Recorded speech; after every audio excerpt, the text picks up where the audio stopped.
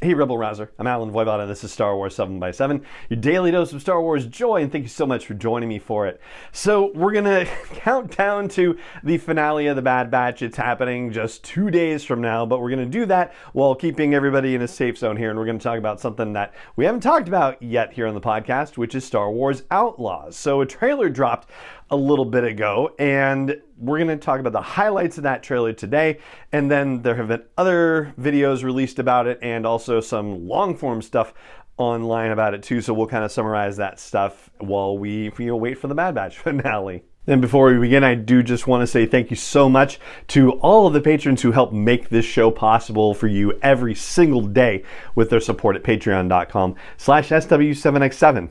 All right, so Star Wars Outlaws is going to take place in that 1 year space in between The Empire Strikes Back and Return of the Jedi.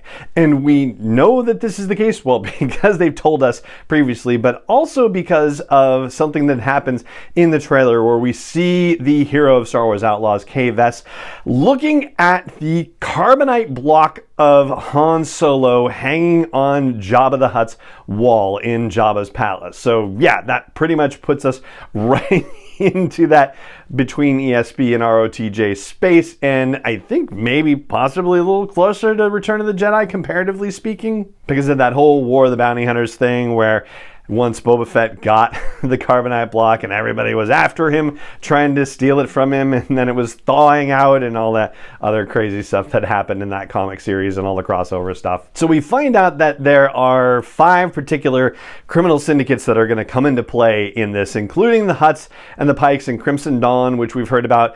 And then there's a new one, the Ashiga clan, that has been created for the game, and they're based on Kijimi, which we first saw in The Rise of Skywalker. We'll have to see if they're connected to the Spice Runners at all. And the 5th group is the Zarek Besh. They had a name check in a comic basically someplace, so it's not completely out of nowhere, but for all intents and purposes, it's kind of a new thing. They're being led by this guy called Sliro, and the group is supposed to be comparatively new and very well funded and very deadly also, so there's that.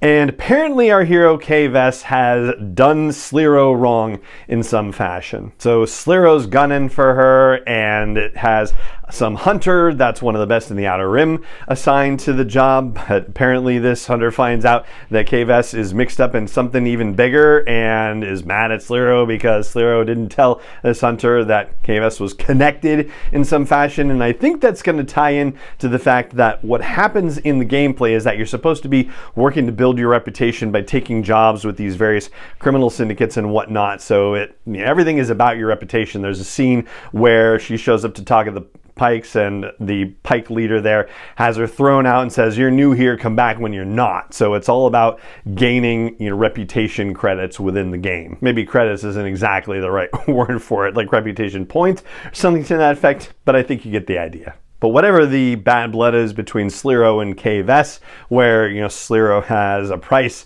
out on Kay Vess's head, that seems to be the micro level thing, because there's a macro level thing going on as well, where Sliro is trying to convince people with these other syndicates that, hey, there's a lot of money to be made in the galaxy right now because the Empire is super distracted by the rebellion happening. And on the other side of the coin, this mysterious person shows up on Kay Vess's ship and sells her on a deal to rob Sliro of his entire fortune in order for her to buy her freedom. In other words, to get out from under whatever price Sliro has on her head, which seems a little odd. Like, you'd think that that would actually make him even angrier, unless she just utterly and completely bankrupts him so that he gets taken over by somebody else or something like that, or taken out by one of the other syndicates. And tangential, but kind of related, there's a whole thing in The Living Force by John Jackson Miller. That's a novel that just came out not too long ago about the Jedi Council in the year before The Phantom Menace.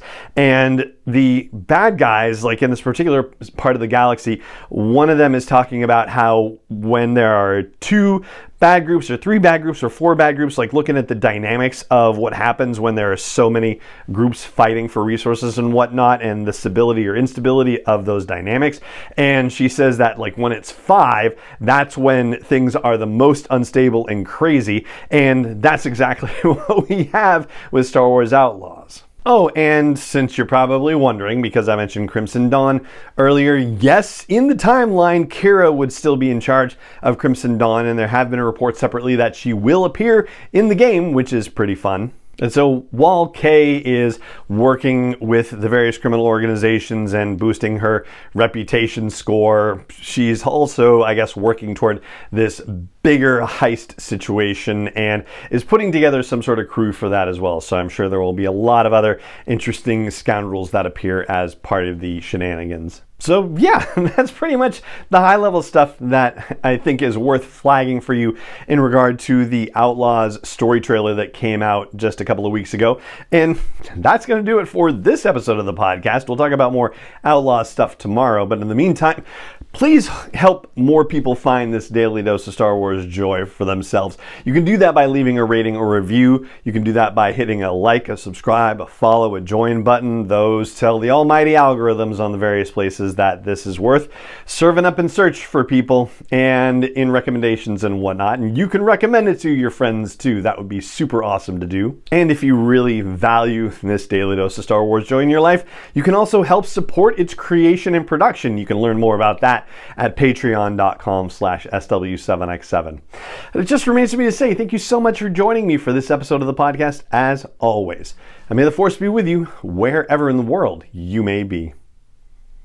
7x7 is not endorsed or sponsored yet by Lucasfilm Limited, Disney, or 20th Century Fox, and is intended for entertainment and information purposes only. Star Wars, the Star Wars logo, all names and pictures of Star Wars characters, vehicles, and any other Star Wars-related items are registered trademarks and/or copyrights of Lucasfilm Limited, or their respective trademark and copyright holders. May the Force be with them. All original content is copyright by Star Wars 7x7. We hope you love it.